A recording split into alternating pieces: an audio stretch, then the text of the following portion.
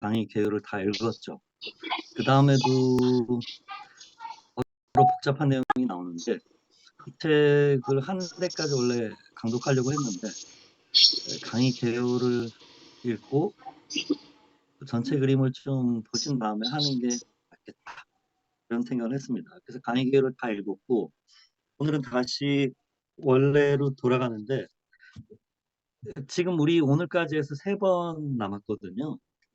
근데 이 3번을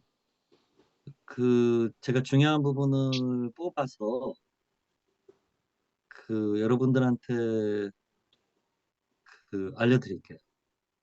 그래서 제가 어떤 부분을 읽을 건지를 우리 연구 조교 선생님께 보내드리고 여러분들이 그거를 미리 좀 읽으시면 더 좋겠네요. 물론 책을 전체를 다 읽으시면 가장 좋죠.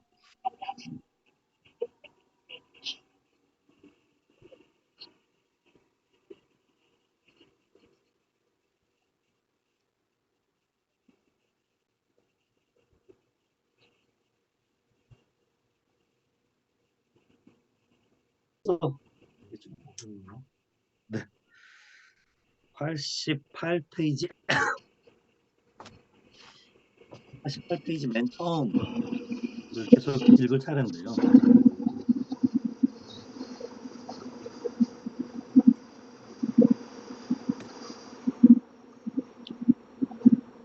맨 처음부터 읽도록 하죠. 89페이지 첫째 달라까지. 이 점을 지적한 이유는 플라톤의 철학적 사유 내에서 에피멜레이아 아우트 개념이 출현하기 이전에 보편적이자 특수한 방식으로 피타고라스주의자 사이에서 자기 배려에 속하는 일련의 기술들을 확인할 수 있다는 사실을 말하기 위해서였습니다. 자기 테크닉의 일반적 맥락 안에서 설령 플라톤이 자기 배려를 인식과 자기 인식의 형식으로 유도하는 것이 사실일지라 해도 바로 이 점을 내가 증명해 보려고 하는데 이 이후 부분을 자기 테크닉의 무수한 흔적들이 발견된다는 사실을 인용할 필요가 있습니다. 예를 들면 우리는 자신을 모으고 집중하는 영혼의 집중 테크닉을 아주 명백한 방식으로 확인할 수 있습니다. 예를 들면 파이돈에서 플라톤이 소크라테스의 입을 빌어 신체의 모든 점들로부터 벗어나 영혼을 자기 자신 안으로 집중시키고 모으며 자기 자신 안에 거주시키는 데 익숙해지게 만들어야 한다고 쓰여 있습니다. 또 철학자는 당연히 영혼을 돌보아야 합니다. 또 플라톤은 파이돈에서 고립과 자기 자신 안으로의 아나코레시아, 즉 자기 내 은둔, 자기 안으로의 은둔은 본질적으로 부동성 내에서 나타난다는 것을 확인할 수 있습니다. 이것은 영혼의 부동성과 신체의 부동성입니다. 요컨대 그것은 저항하는 신체의 부동성이고 자기 자신에 고정되어 있으며 자신의 중심에 고정되어 있어서 결코 자기 자신으로부터 분리되지 않고 요지부동하는 영혼의 부동성입니다. 이걸 발전시키면 스토아파의 아파테이아가 되죠. 바로 이것이 향연에서 환기된 소크라테스의 이미지입니다. 소크라테스는 전쟁 기간 동안 부동하면서 홀로 그때 있을 수 있었고 눈 속에 발을 담그고 부동한 채로 있을 수 있었으며 기록이 돼 있는데 이게 다 사실인 것 같은데 체력도 대단하고 보통 사람은 아니었던 것 같아요. 한 사람들은 다 추워서 벌벌 떠는데 소크라테스는 뭐 멀쩡히 그러니까 너무 훌륭한 체력과 군인으로서의 자질을 갖고 있다. 자신의 주변에서 발생하는 일들을 초연하면서 지낼 수 있었던 능력이 있었습니다. 플라톤도 유혹에 대한 인고의 저항과 실천을 상기시킵니다. 그것은 향연에서 알키메데스 곁에 누워 자신의 욕망을 절제하는 소크라테스의 모습이기도 합니다. 그러니까 서양 철학사의 근본 모습은 이게 뭐 제가 이제 서양 철학을 하여튼 전공하긴 하니까 피타고라스, 파르메니데스, 소크라테스도 되게 중요한데 책을 안 썼기 때문에 정확히 어떤 게 소크라테스 사상인지 알 수가 없고 뭐 크세노폰도 있지만 기본적으로는 플라톤이 묘사한 소크라테스. 그래서 소크라테스 플라톤 사상이라고 부르죠. 구분이 불가능하니까. 여하튼 피타고라스, 파르메니데스, 플라톤, 아리스토텔레스. 이 네 사람이 기본적인 틀을 지은 거죠.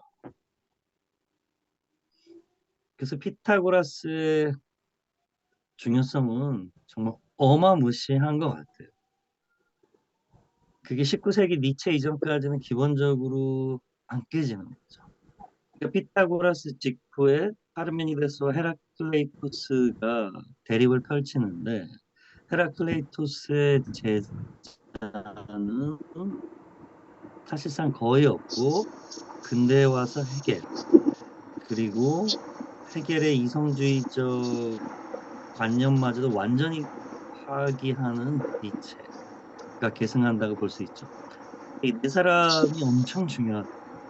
피타고라스, 파르메니데스, 플라톤, 아리스토텔레스. 플라톤, 아리스토텔레스는 너무 유명하기 때문에 근데 피타고라스는 이름은 되게 유명하죠. 피타고라스 정리. 근데 피타고라스가 이집트 유학을 오랫동안 갔다 와서 그런지 피타고라스의 핵심 사상은 코스모스 개념이죠. 코스모스가 그리스어로 조화, 질서, 뭐 조화는 하르모니아지만 조화, 질서를 등치시키는 거죠. 그래서 지금도 우리가 건강은 몸의 조화가 이루어진 거고 병은 조화가 깨진 거라는 식으로 생각하는 게 피타고라스적 사고 방식이죠. 그러니까 이 마지막 말씀에서 여러분이 잘 이해하실 수 있듯이 이러한 사고 방식은 동서고금을 막론하고 어디에나 있는데 서양에서는 피타고라스가 정식화시켰죠. 원전 6세기, 5세기인데 주요 활동은 5세기에 했다고 봐야죠. 그 5세기.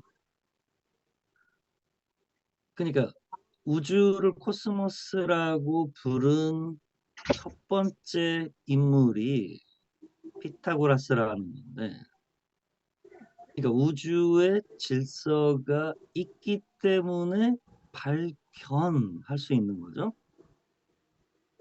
우주의 질서가 없으면 발견할 수가 없잖아요.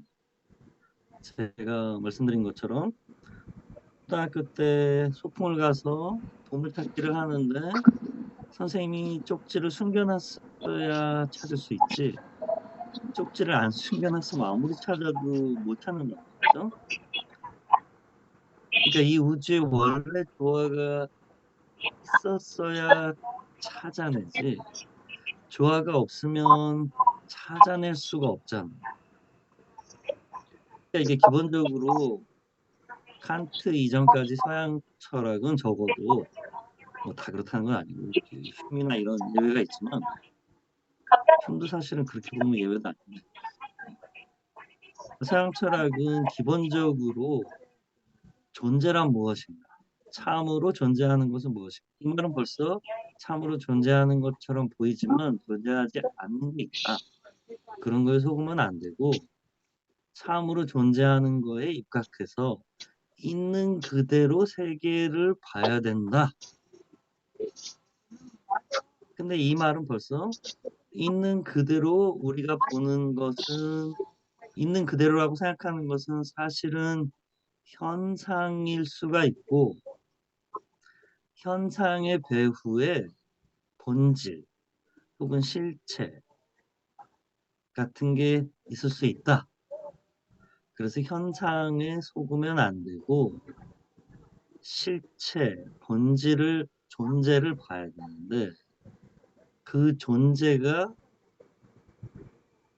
세계의 법칙, 규칙, 근데 그걸 질서라고 불렀고 그 질서가 조화를 이루니 인간도 그 질서의 일부고 인간이 해야 될 일은 세계의 질서를 이해하는 일인 거죠.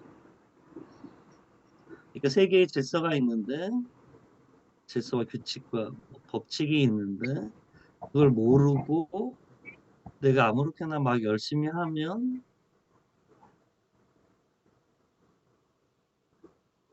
당연히 안 되겠죠. 여러 가지 의미로 안 되겠죠. 일단 내가 원하는 일이 안 이루어지고 그러니까 제가 뭐 이쪽 집에 라면이 맛있어서 먹으러 갔어. 근데 그 집은 문을 닫았어. 그럼 지금은 거기 라면 집이 없는데 난 있는 줄 알고 갔으니까 낭패를 보는 거죠. 그 세계는 이렇게 돌아가는 줄 알고 내가 사는데 실제로 해보면 그렇게 꼭 안 돼.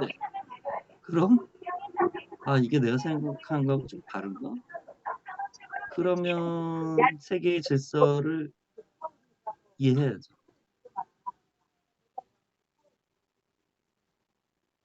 이게 두 가지가 되죠.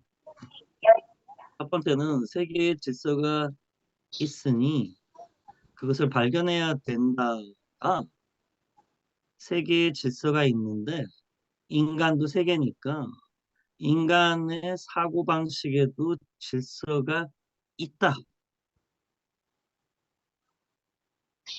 이게 조금 더 나가면 세계의 질서 혹은 인간 사고의 질서에 맞춰서 우리가 생각을 해야지. 그러니까 처음에는 사실이었는데 나중에는 당위가 됐죠. 이 세상이 합리적이야. 그러니까 이 세상의 합리성에 맞춰서 합리적으로 생각을 해야지.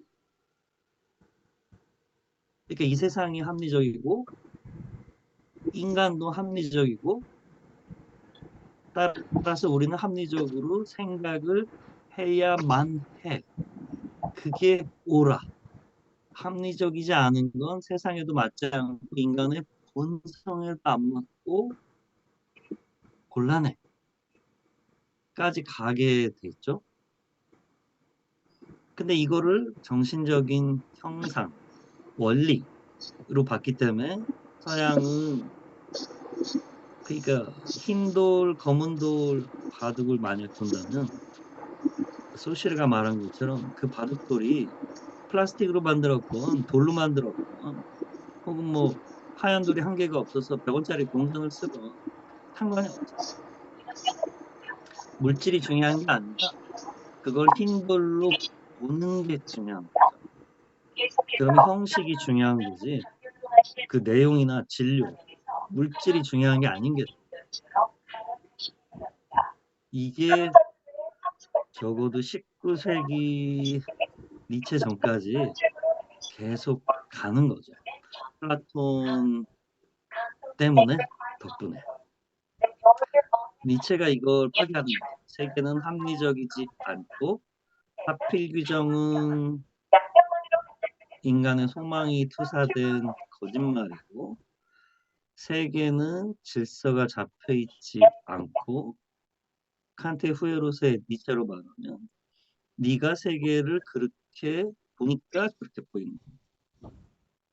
사실은 쇼펜하우어의 디자인 제가 다시 말하게 되면 네가 그렇게 보고 싶으니까 그렇게 되고 니체 자신으로서 말하게 되면 그게 너에게 이익이 되니까 그게 사실이고 진실이라고 말. 그래서 진실과 정의를 위한 투쟁은 사실은 너의 이익을 위한 투쟁이다. 너의 권력의식. 그래서 진실과 정의의 투쟁이 밖으로 싸움이다. 그럼 이 세상에 밖으로 싸움이 아닌 게 있냐? 없다. 이 세상 모든 게 밖으로 싸움이고 어떤 누구도 숲을 보지 못하는데 모든 사람이 자신만의 숲을 보고 다른 사람은 오직 나무만 본다. 어떤 경우에도 자기를 예외로 둔다. 니체 예전에 모든 철학자는 이견의 여지없이 항상 자기를 예외로 뒀죠. 자기가 하는 말에서 자기를 예외로 뒀어. 자기만 메타적인 층위, 보편, 전체를 보는, 숲을 보는 눈을 가졌다. 그 생각했는데 니체가 깔끔하게 포기하면서 선언했어. 나도 못 보고 너도 못 보고 어떤 인간도 봐. 이게 철학에 뭐 정답 같은 건 없고 좀 질문 좀 풍부한 결과가 나오는 질문이 있고 좀 빈곤한 결과가 발생하는 질문이 있죠. 그래서 이게 사실은 어떻게 생각하면 상식에 좀 안 맞을 수도 있거든요. 그러니까 이게 관념론, 그러니까 구성설, 칸트의 구성설을 끝까지 밀어붙이면 니체가 나오겠죠. 그러니까 칸트의 핵심은 내용은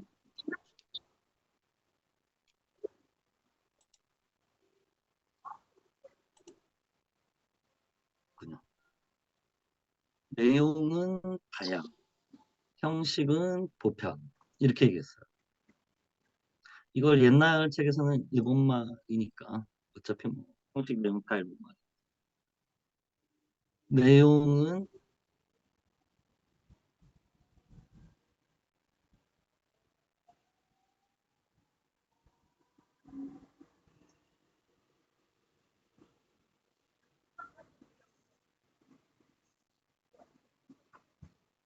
칸트는 자신의 비판 철학, 인간학이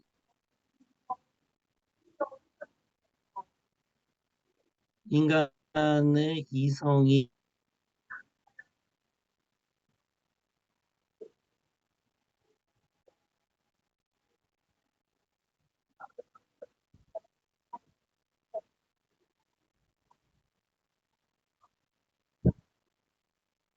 상하는 양식, 그러니까 대상 자체는 모르고 그 대상이 인식되는 방식, 현상하는 방식, 형식에는 보편성이 있다. 그 내용의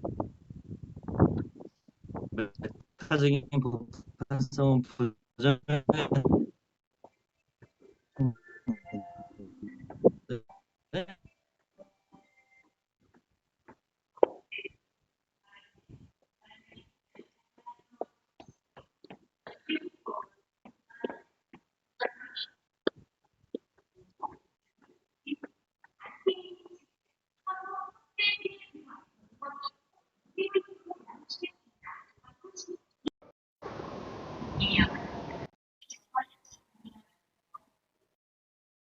Recording in progress. 형식에는 보편성이 있다.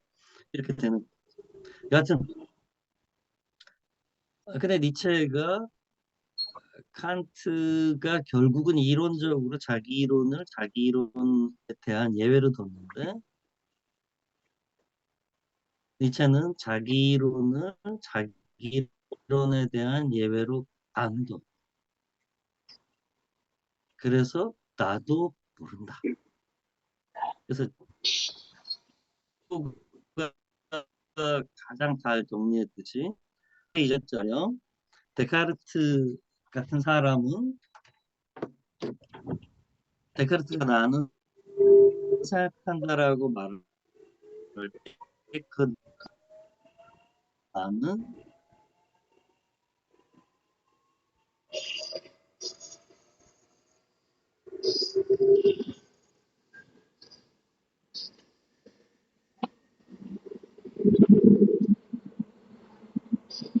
인류의 사회는 뭐고 어떻게 변해왔고 변화될 거고 내가 무엇을 해야 되고 하는지를 말해주죠.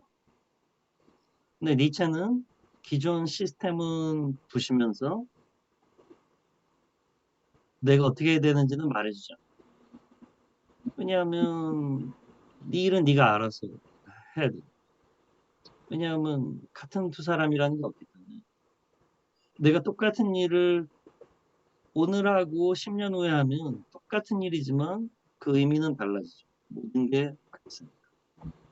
그러니까 제가 만약 오늘 변기를 사가지고 남자 소변기를 사서 사인을 해서 전시회에 출품하면 뭐좀 재미있을지는 몰라도 아무 의미도 없어요.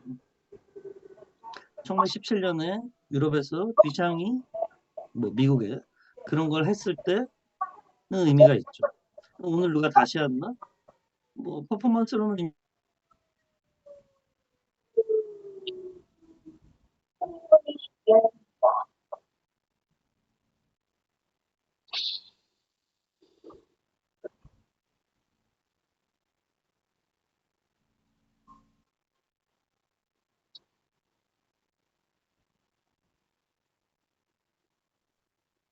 불가피하게 우리도 합리적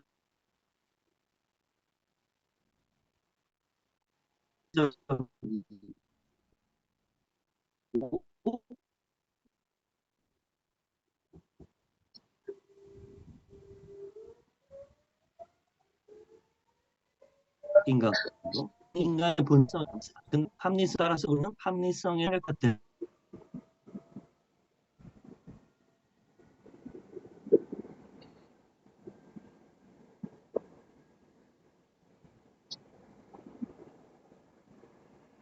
다 A와 뭐 이런 식으로 놓지 않고 A와 A의 결을하고 놓고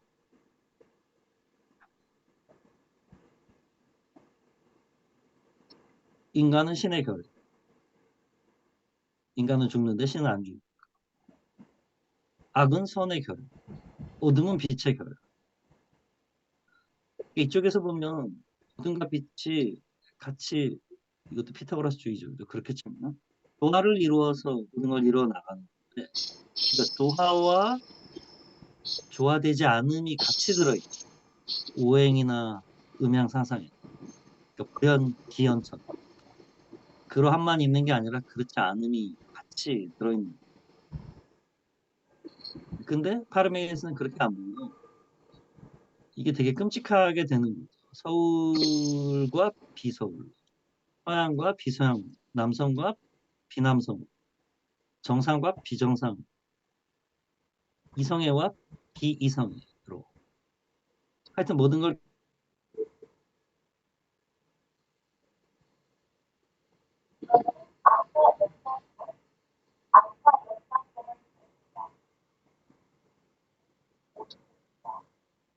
어둠을 빛의 결으로 놓은 거예요. 그래서 물체가 정신의 결연 거예요. 그래서 밀란 쿤데라가 참을성 없는 존재의 원래 제목은 존재의 참을성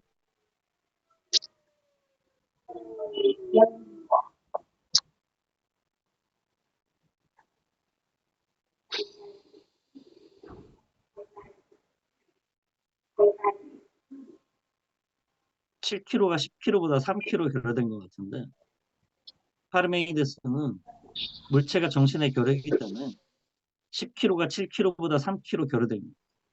그래서 완전 존재 그 자체는 무게가 없어요. 그래서 존재는 가벼워요. 그래서 존재에 참을 수 없는 가벼움.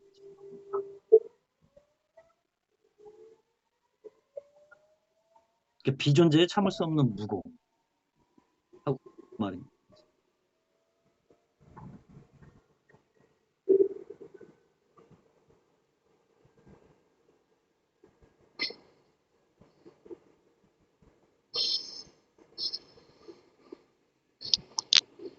하여튼 중요한 건 존재론적 위계를 매긴다는 거예요.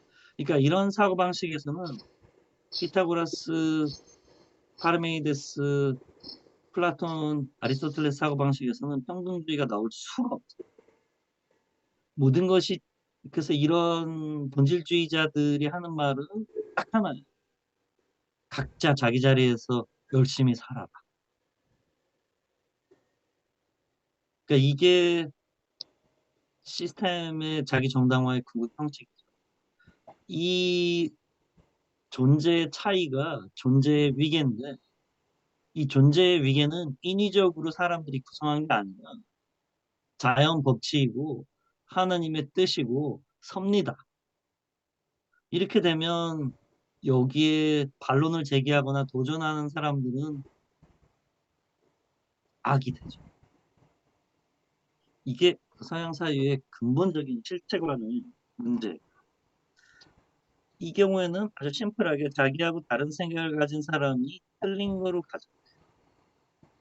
여기서 핵심은 악의가 없다는 악의가 없이 나하고 다른 생각을 가진 사람이 모두 나보다 열등한 사람으로 돼 있는 거죠. 왜냐하면 나는 인식, 참다운 진리를 갖고 있고 너는 속았거나 무지하거나 악의가 있거나 하여튼 등등의 이유로 인식의 결이 열등하게 됩니다. 그 정의와 그래서 사람들이 모두 진실과 정의의 투쟁을 말하는데 진실과 정의의 투쟁이 밑에는 권력 투쟁이고 의심할 능력의 결여란 자기만은 숲을 본다고 생각하는 거죠. 다 읽었죠? 그 다음에 90페이지 처음을 보세요. 은둔 개념이 나오는데 개인을 자기 자신 안에 은둔하게 하고 그 결과 외부 세계와 단절하게 만드는 이미 아나코레시아라 명명된 이 은둔을 우리는 로마 스토아주의 내에서 재발견할 수 있습니다. 차후에 설명하겠지만 마르쿠스 아우렐리우스에게서 분명히 아나코레시스 에이스 헤어트 자기네 은둔 자기로 향하는 은둔의 테마를 갖는 긴 구절을 발견할 수 있습니다. 그래서 91페이지에 7째 줄에 보시면 그리고 플라톤의 사실 위선네 알키비아데스는 이 두 질문의 근거에 아주 자연스럽게도 두 부분으로 나누어집니다. 먼저 자기 배려의 명령적 정원에서 배려해야 될 대상 즉 이 자기는 무엇일까? 자기를 배려하려면 자기가 뭔지를 알았죠. 둘째, 자기 배려에서 배려가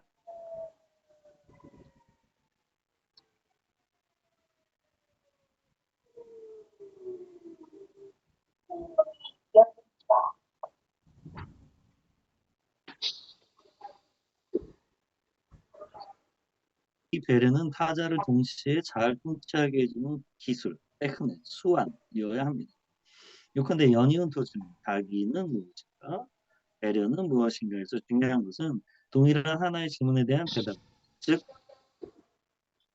자기와 자기 배려로부터 타자를 통치하는데 필요한 지식이 도출될 수 있도록 자기와 자기 배려를 처음부터 규정해야 합니다. 자기 인식과 자기 배려는 처음부터 정치적 문제의식에서 발생합니다.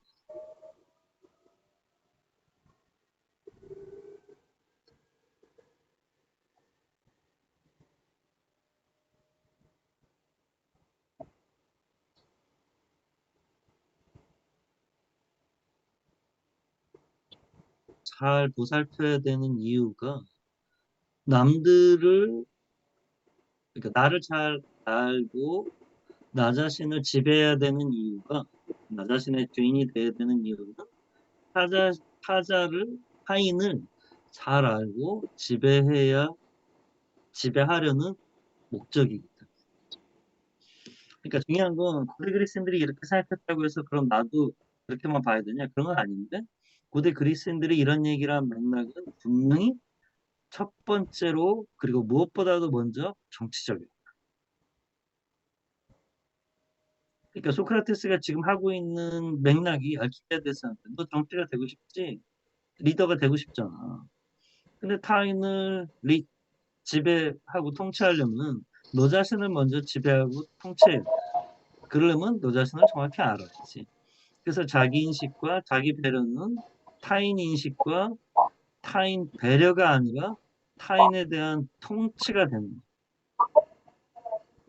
그거를 우리는 타인에 대한 배려 내지는 우리가 같이 잘 살 수 있는 공동체 수립 같은 문제의식으로 바꾸어 볼 수도 있겠죠. 그렇다고 해서 뭐 정치가 배제되는 건 아니겠지만. 자, 그 다음에 92페이지를 보세요. 그래서 한 어째 줄 여기서 소크라테스는 자, 너는 너 자신의 상태, 너의 능력, 너의 영혼, 너의 정령을 알아야 한다.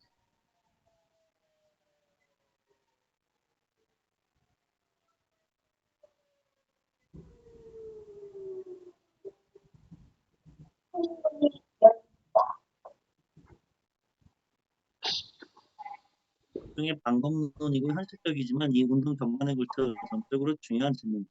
즉, 아우터. 자기가 무엇인지를 알 필요가 있다는 것. 따라서 내가 어떤 종류의 동물에 속하고 어떤 속성을 가지고 있고 어떻게 구성되어 있는가는 알 필요가 없다는 것. 중요한 것은 이 관계는 뭐고 대기대명사, 자기, 셀프, 아우터는 무엇을 지시하는 주체의 측면이나 대상의 측면에서 이 동일한 요소는 무엇인지 알아야 돼. 나는 나 자신을 돌봐야 됩니다. 즉, 나 자신을 돌봐야 할 때는 말이고 그러고 나서 나와 동일한 무엇을 돌봐야 하고 무엇을 배려하는 주체와 동일한 무엇을 돌봐야 한다는 것. 그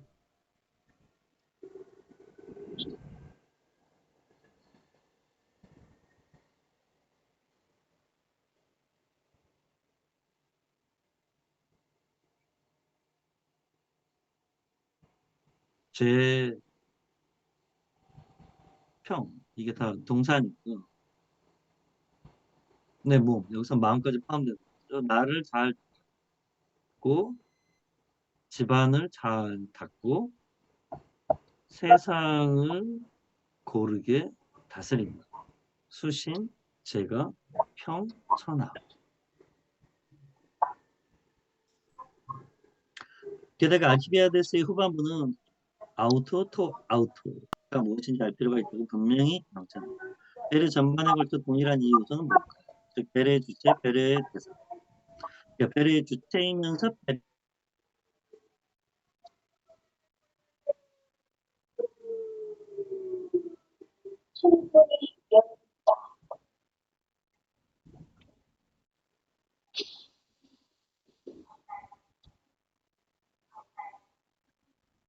이 점이 자기 자신을 알아야 한다는 정원적 부분의 두 번째 참조입니다. 그래서 14페이지 중간을 보세요. 그러면 국가 이런 말이 나오거든요. 국가 시스템을 왜 검토하면 국가에서 퀄리테이에서